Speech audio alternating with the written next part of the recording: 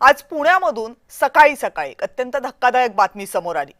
पुण्यामध्ये विषारी दारूने वेगवेगळ्या भागांमध्ये जवळपास 15 जणांचा आतापर्यंत 15 जणांचा मृत्यू झालाय। काल रात्रीपासूनच या संदर्भातल्या माहिती यायला सुरुवात झाली होती, पण सुरुवातीला पोलिसांनी यंत्रणांनी यामध्ये कुठेही विषारी दारूचा अँगल आहे असं स्पष्ट केलं नव्हतं।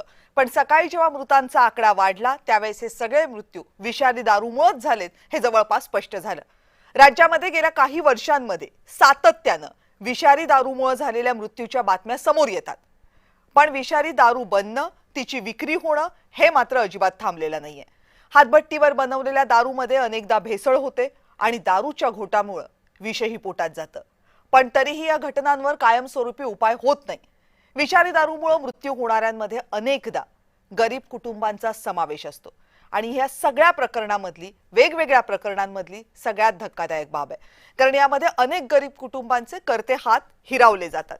गेल्या अनेक वर्षांपासून विषारी दारूमध्ये कोणकोणते घटक मिसळले जातात, त्यामुळे कसे मृत्यू होतात या सगळ्याचा अभ्यास झालेला आहे। अभ्यास फक्त तोकडा कुठे पडतोय, तर ही दारू विषारी न बनू देणं आणि ती विषारी दारू लोकांपर्यंत न पोहोचू देणं। खरं तर बेकायदेशीरपणे दारू बनवणं आणि ती दारू विकणं हा कायद्यानं गुन्हा आहे, पण अगदी पुण्याचं कालचं प्रकरण जरी बघितलं तरी ही विषारी दारू जिथं विकली जात होती तिथं ती खुलेआम गेल्या कित्येक दिवसांपासून विकली जात होती। विकणारा कोण होता? जो दारू विकण्यामधला सराईत गुन्हेगार आहे। म्हणजे तो पोलिसांपासून लपला होता का? नाही, तो पोलिसांच्या नजरेतला रेकॉर्डवरचा गुन्हेगार होता, तरीही तो हे कृत्य करत होता। खुलेआम भर वस्तीमध्ये ही दारू विकत होता। प्रश्न असा आहे की हे सगळं थांबवलं का गेलं नाही?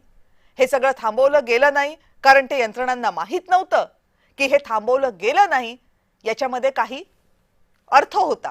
याच प्रश्नावर बोलणार आहोत, पण त्या अगोदर पाहूयात पुण्यातल्या कालच्या प्रकरणामध्ये नेमकं काय काय घडले।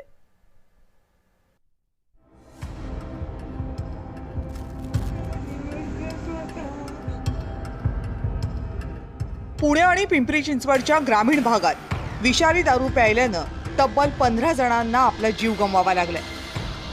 हातभट्टीच्या दारूमध्ये मिथाईल अल्कोहोलची निर्मिती झाल्यानं दारूचं विषात रूपांतर झालं आणि बघता बघता 25 पेक्षा जास्त जणांना रुग्णालयात दाखल करावं लागलं।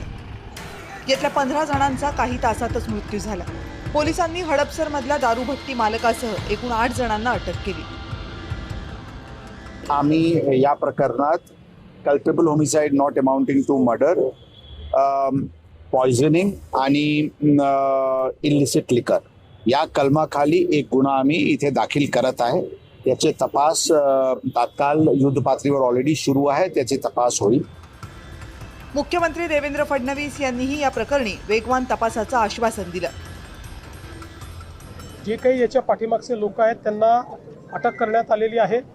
अजून काही लोक याच्यात असू शकतात, ते शोधण्याचं काम चाललेलं आहे। जे लोक आता थोडे सिरियस आहेत त्यांना मेडिकल हेल्प देऊन त्यांना वाचवण्याचा प्रयत्न चाललेला आहे। 8 लोक अटक झालेत, अजून काही लोक अटक होऊ शकतात। दुपारनंतर राष्ट्रवादी काँग्रेस शरदचंद्र पवार पक्षाचे कार्यकर्ते आक्रमक झाले आणि बेकायदा दारूभट्टी उद्ध्वस्त करून टाकली।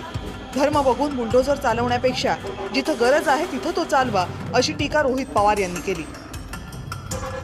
बुलडोझर तुम्ही फक्त धर्म बघून तिथं चालवता, मग जिथं अशा चुकीच्या गोष्टी होतात ज्याच्या सगळ्या गोष्टी केल्यामुळे गरिबाचा तिथं मृत्यू होतो, त्यात हिंदू समाजाचे सुद्धा असतात, तेव्हा हे सरकार कुठे गेले?